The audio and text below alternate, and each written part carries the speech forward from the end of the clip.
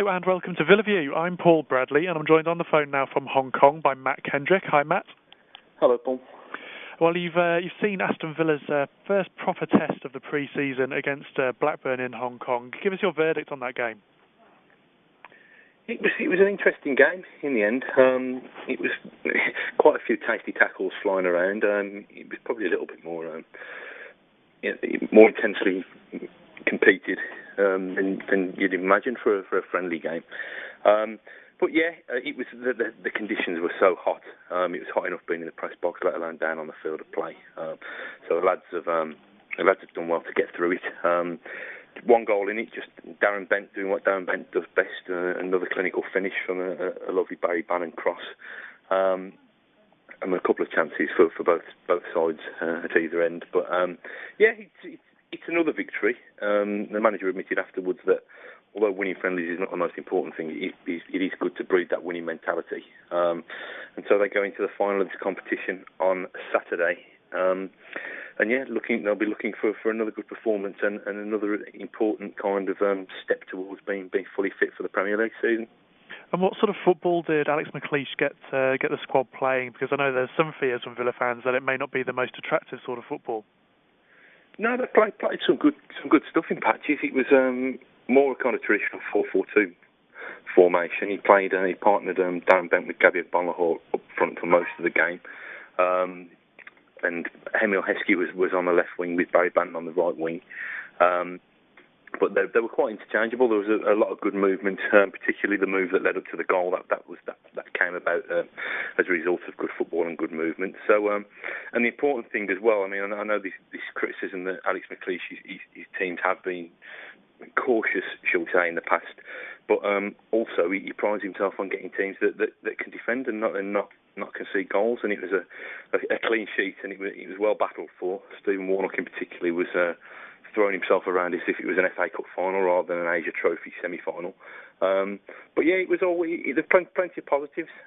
Just make sure that the lads get enough chance to kind of relax those muscles ahead of another probably boiling hot game on Saturday evening. And of course, since Villa have been in Hong Kong, there's been a new addition to the squad in Charles N'Zogbia. What's the final stages of that transfer, and what do you think N'Zogbia is going to bring to the Villa squad? Yeah, I don't think Villa are going to take anything for granted until it's signed and sealed, especially after McLeish came so close to signing him for Birmingham last summer, only to miss out at the last minute. But yeah, I think I think it's safe to say they've agreed terms with him. So the only thing that's still to be resolved is the player's medical.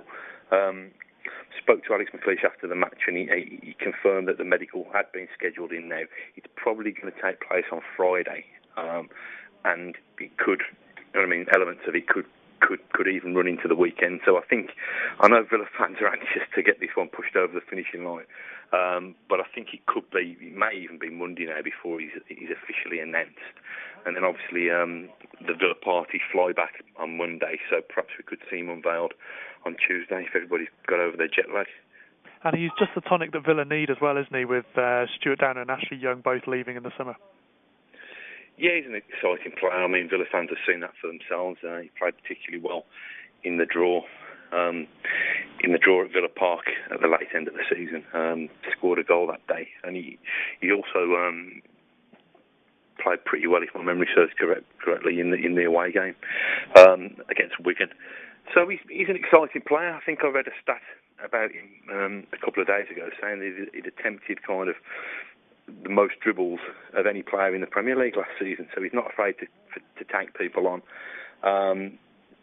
And like you said earlier, I mean, the blow of losing perhaps the two-star wingers in Ashley Young and Stuart Downing, I think Mark O'Brien has already a ready-made replacement for one of them, so they needed another exciting player on the opposite flank. And if this N'Zogbia one can be done and dusted, then I think that they've got exactly that. And just briefly before you go, Matt, just sum up the mood in the Aston Villa camp at the moment out there in Hong Kong.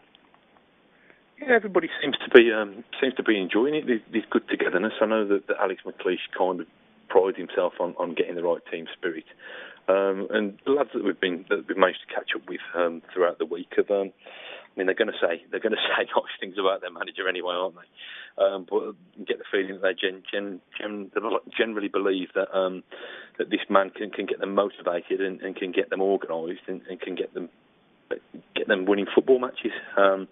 So I think it's been a productive tour from that point of view so far. And in terms of the way they've coped with the conditions, with the heat and the humidity, I think that can only stand them in good stead in terms of being just about ready for the Premier League kick-off on August the 13th. Okay, well, Matt Kendrick in Hong Kong, thanks very much today. Okay, all the best. Thank you. And we'll be back with more Villa View next week.